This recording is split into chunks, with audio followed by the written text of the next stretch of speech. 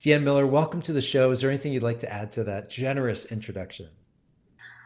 Mike, I am just so grateful for this opportunity to just have this conversation with you and just for all that you're doing to help people really enter deeply into prayer in their own personal and unique way. So thank you for letting me be a part of that. No, it's a treat. I'm looking forward to the call today. And let's start with the unique expression of prayer that God has called you to promote and to found.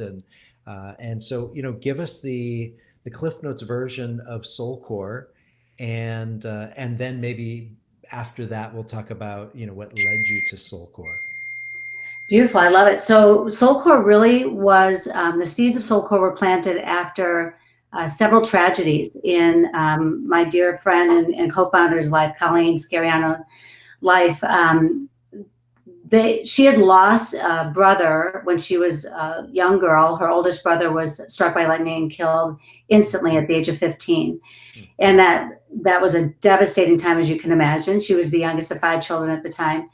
And her parents, her mom, Marion, always had just such a beautiful prayer life and a strong faith, and really was the pillar of faith in their family. And she would turn deeper into faith and trusting in God at that time, while her dad would, cope in a different way and turn to alcohol and ultimately become addicted in alcoholism. And then her next oldest brother, who's really like an Irish twin to Danny, the brother that died, would turn also to drugs and alcohol as he would enter into high school.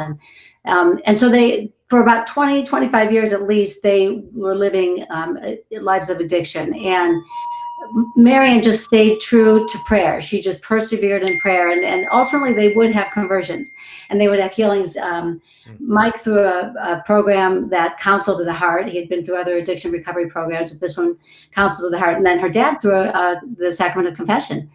Which we know St. Faustina says that the greatest miracles happen or Jesus said that happen in the confessional. So just Colleen's mom was always just a witness of prayer and that perseverance, and her favorite scripture was Romans 8:28. And so anyway, fast forward to 2010, a few years after her dad and brother would both have their healings, and Marion, Colleen's mom, died unexpectedly and suddenly, and it was a devastating time for their family. Again, as I mentioned, she really was the pillar, of faith, and they just all felt just so grief stricken. Her death was a beautiful death. She died on the feast of the baptism, and there were just many symbols of representing just a beautiful death, and which is one of the virtues of the Rosary, which is so beautiful how it ties in. But 2 short months later, Colleen's dad and next oldest brother they died in an accident. And so in just a 2-month period, her mom and then two of her dad and her other brother, one of her other brothers, had passed away. That was a greater depth of grief, because it was just, the circumstances were just tragic, and it was a rainy Friday, and just the day itself was just tragic. So they were still, of course, raw from their experience of losing their mom, and then the dad and brother passed away. Her youngest brother, born after her oldest brother had passed away, is now a priest, Father Vincent Druding. He's a priest in Bronx, New York. And he had encouraged Colleen, after the death of their family members, to really, in yearning for her mom and missing her mom, to just cultivate a devotion to the Blessed Mother more deeply, and turn to her for intercessory prayer. And so Colleen started praying the Rosary, and grief takes a toll on the body too. So she started running while praying the Rosary, and she just found it to be such a time of healing in body, in mind, in soul. And of course, the Rosary is a prayer of healing. She nor I knew this at the time, but during that time with the running, she really felt she has a bad back, and she just needed some core strengthening. And I had a background in some, different certifications, Pilates mostly, and I've always had this yearning after a time of self-destruction, really in my teen years and early 20s, of not caring for my body, and through disordered eating and different things, really making a vow to God at that time that, no, I want to honor this miracle that you've given me, and, help me to do that. And so certification in different things, just for my knowledge of, kind of that fusion of body and soul. And so Colleen asked if we could just put together something that combined core strengthening with the prayers of the rosary. Again, really the prayers being the most main focus, but engaging the body. I'll get more into it maybe later in the conversation, but just that union of body and soul. We're created body and soul, and we honor God more fully when we, when we nurture and honor both. And so that's how SoulCore began. It was just in my basement with a couple of friends. We were just happy to stay there. It was just a time of healing really for all of us, and strengthening and growing in virtue. And again, we were learning all these things as we were going along. God's so gentle that way. He just, he'll use anybody. And he just taught us through the grief and through the healing. And from that, it just, the Holy Spirit and Blessed Mother had other plans. So it's just grown from there. But the seeds of it, we really like to say that it's a journey of suffering to joy to a call to mission, really, is what SoulCore is. And just God has just revealed to us just so much of the beauty of the prayers. And I'm a convert to the faith, so I didn't understand it at all initially, but certainly has been revealed. And then just, we get to share it now with others around the world. And it's just been one of the greatest callings of our life, for sure. So give our listeners a sense, how big is SoulCore now? Well, so we do have leaders, certified SoulCore leaders, over 150 around the country now, and actually one who just recently relocated to Italy. So we have international leaders now as well, and that continues to grow. And so I want to say we're in probably about 35, 40 states maybe so far, with more and more people coming on. And I have to say, Mike, that has been just one of the greatest blessings of all. It's just the incredible, beautiful souls that Our Lady has brought to this apostolate, and who are now taking this beautiful prayer and offering it to others. We're so inspired by our leaders. It's just incredible to be a part of it. I would think they're a really easy group to serve. Yeah. Very. So break it down for us, Deanne, in terms of, because I know SoulCore is very clear that this is not yoga. And sometimes I hear of Catholic schools or parishes or universities who are offering yoga. And I think sometimes they mean well, but I would imagine if they knew about SoulCore or some other Catholic physical expression of prayer, they would probably opt for that if they knew about it. But just break down for our listeners this kind of, it's not even like SoulCore versus yoga, but more just how are they different? Let's go there. Well, thank you for asking that question. And no, it is definitely not SoulCore versus anything. As I mentioned in the inspiration story, it was a calling. It was a yes to an inspiration of the Holy Spirit, not in response to any other exercise disciplines, just a new form of prayer, a new movement. And what we like to say, which is true about SoulCore, is that key differences is that SoulCore is about filling up with the word and the life of Christ. So a filling up of Jesus. Whereas other practices, yoga in particular, is an emptying of oneself, and a potential then to open yourself up to other spiritual, idols or worship. And so SoulCore is solely focused on Christ and the filling up. And it's again, we're united to one true God. So monotheism as opposed to any sort of polytheism. And so those are key differences of those different practices. And really any Marian apostolate will draw people closer to Christ. And so anything that we do in SoulCore, and if we've been counseled otherwise, that potentially, we're bringing something to it that would draw anyone away from Christ, is counter to our mission. So we're always very, very mindful of that, seeking counsel, from our bishop and our priests and so many people, just to make sure that what we're offering is always drawing people closer to Christ. And I mentioned before, Mike, with The rosary, what I didn't know as a convert, and I think a lot of cradle Catholics don't even know, necessarily the true, beautiful, transforming power and healing power of the rosaries. And that's honestly, it's a summary of the Gospels. Every mystery that we meditate on the life of Christ, and then through each mystery, Christ, and in a few cases, the Blessed Mother, teaching us different virtues to live by their example.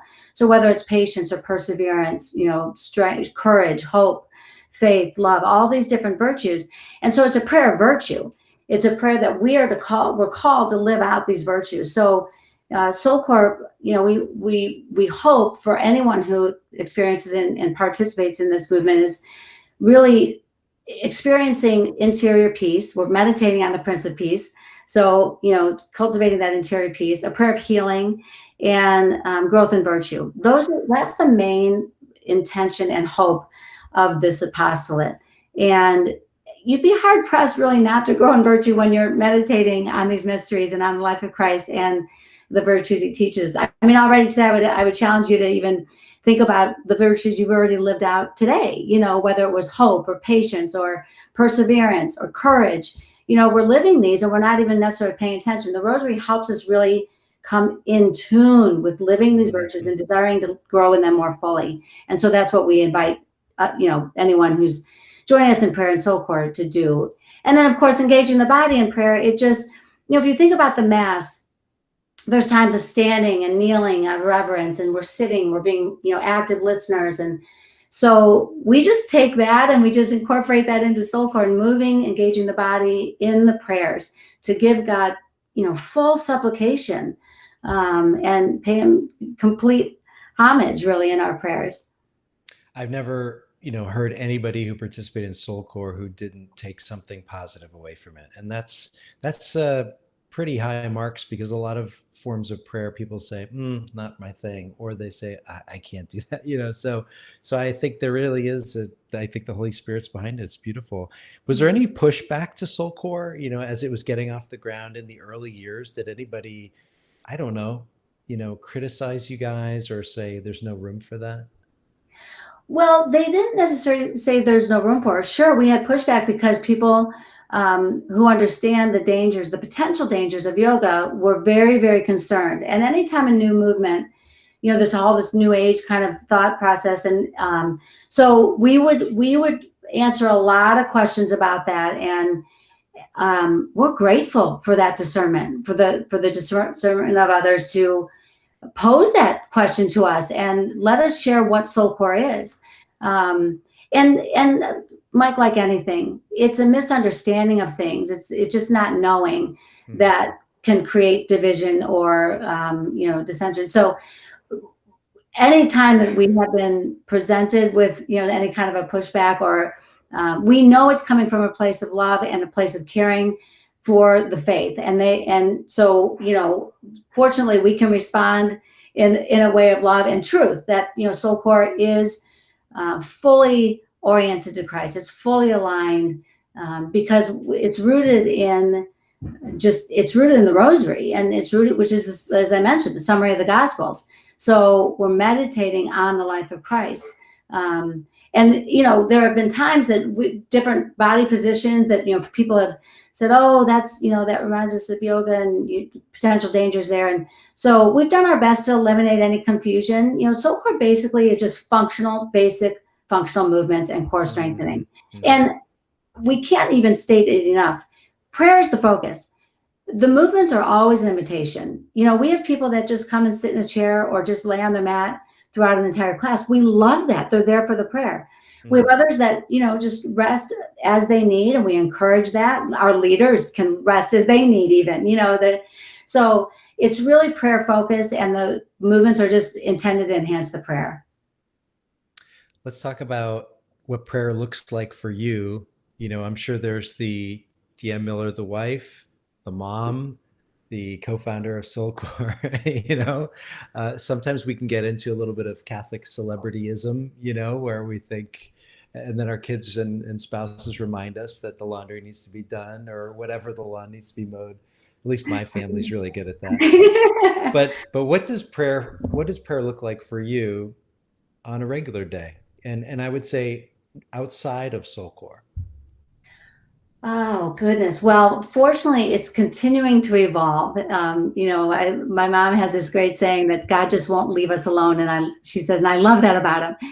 And so my prayer life does continue to evolve, and I really, if you ask me today, my typical day today, I wake up and before any, looking at the phone or text or emails or anything, spend at least a half hour to an hour, ideally, just in silence and in prayer, and in thanksgiving for the day.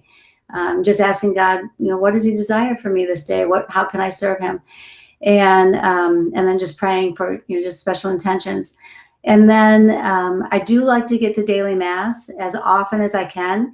And I tell my kids all the time, it's not because I'm holy, it's because I need it. So I need to receive Jesus. And obviously now through the pandemic, we weren't able to physically receive. So it's so nice to be able to go back to mass and receive the sacrament of the Eucharist.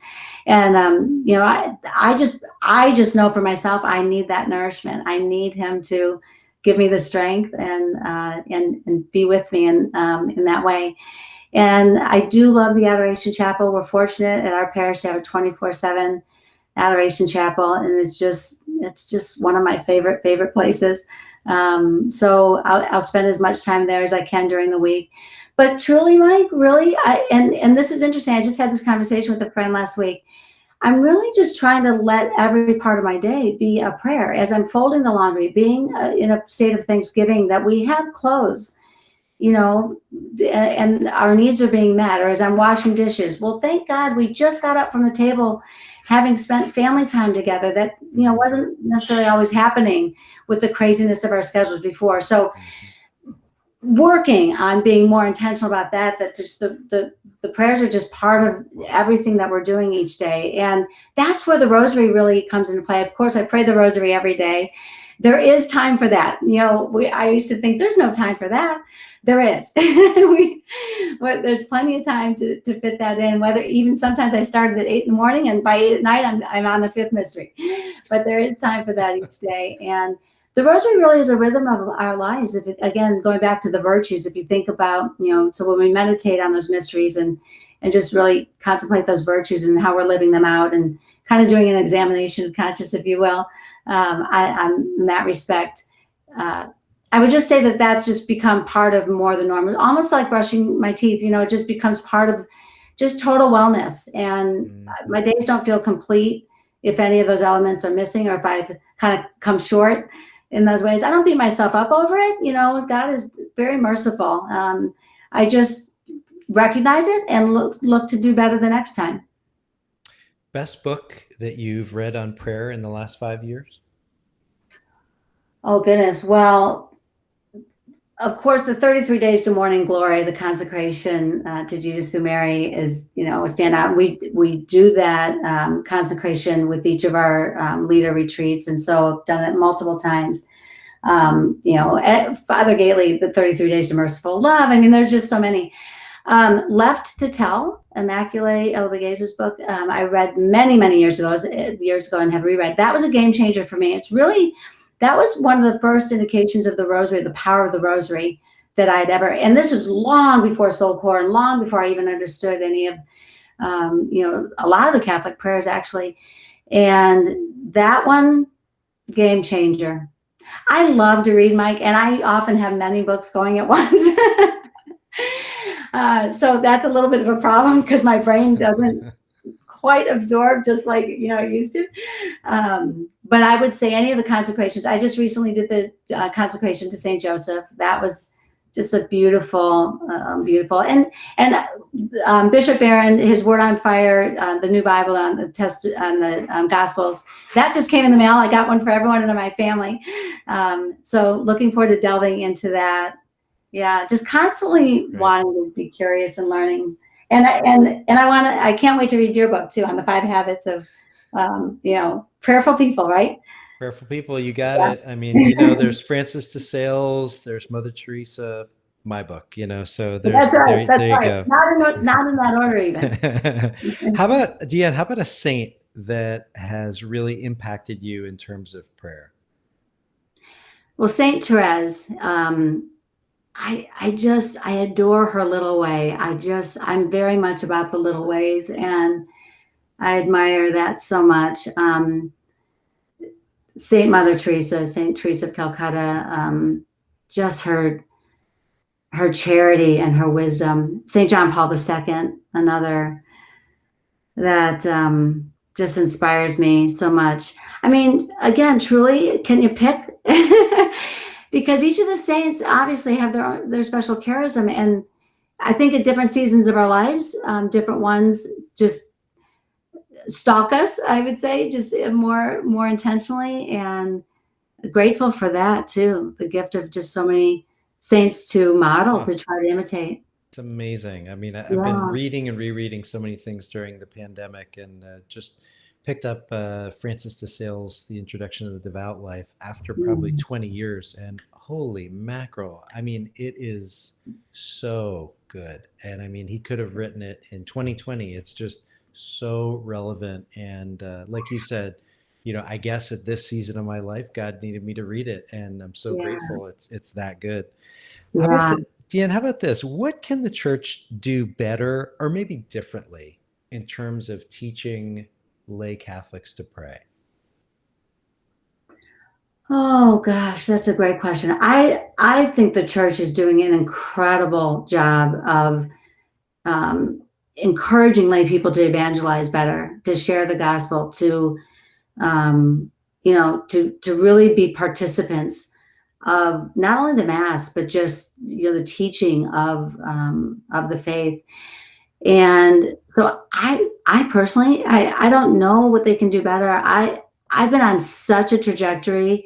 God has taken me on such an incredible trajectory through the gifts of our church and our priests, and again, priests all across the world, and I think that was one of the benefits of this pandemic, truly, is the opportunity to tune in to so many different, whether mass offerings or just different webinars and podcasts, and just delve deeper. So I don't know, Mike, that I have a specific thing that the church can do better. I honestly feel like the church is working so hard and so beautifully, and using anyone who's willing, and with holiness uh, and reverence at the forefront,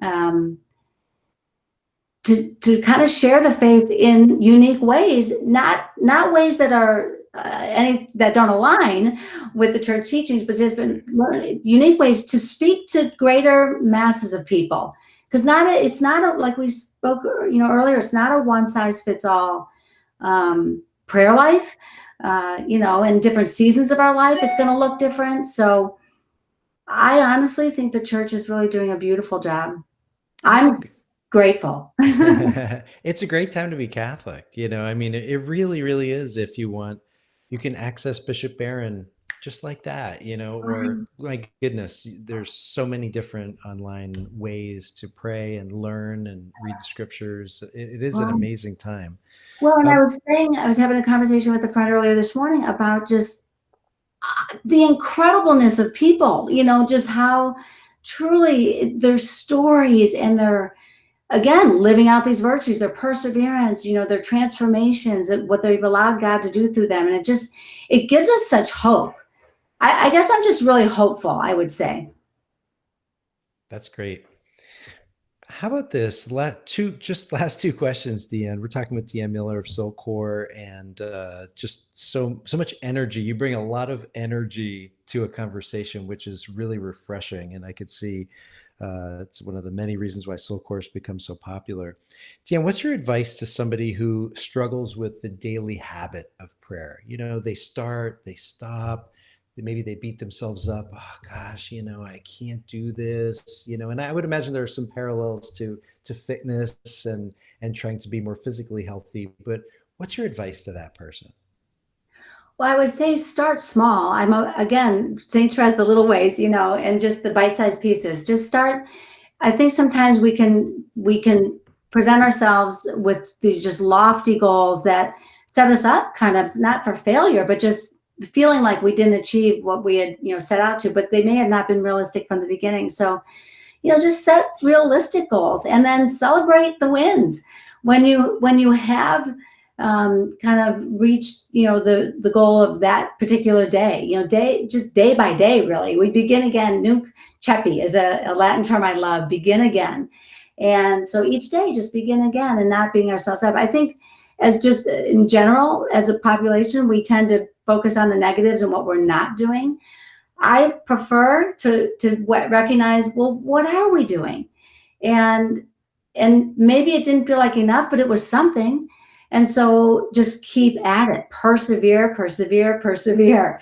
Pray unceasingly, and whatever that looks like on any given day for each person. But not to give up. I like to say God never gives up on us, and so let us never give up on Him. And our prayer can be as simple as honestly, the best prayer is thank you, God. As simple as that. That might be enough for a day.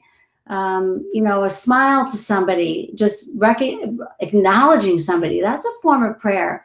So I think people are praying more than they realize because they're not recognizing their actions as a form of prayer.